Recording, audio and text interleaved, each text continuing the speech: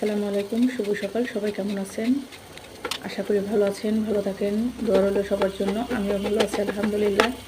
প্রতিদিন সকালবেলা নাস্তায় ডিম অমলেট, ডিম ভাজি এগুলো খেতে খেতে বোরিং হয়ে গেছি, আর ভালো লাগছে না। তাই আজকে ডিমটাকে একটু ভিন্ন রকম করে রান্না করব। তাই আমি এখানে কেটে নিয়েছি গাজর, টমেটো এবং বেগুন, আর নিয়ে নিয়েছি দুটো সিদ্ধ ডিম।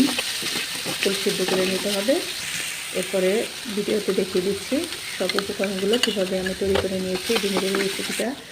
যদি ভালো লেগে থাকে তাহলে অবশ্যই বেশি বেশি লাইক করবেন, কমেন্ট করে যাবেন এবং বেশি বেশি সাবস্ক্রাইব করে যাবেন।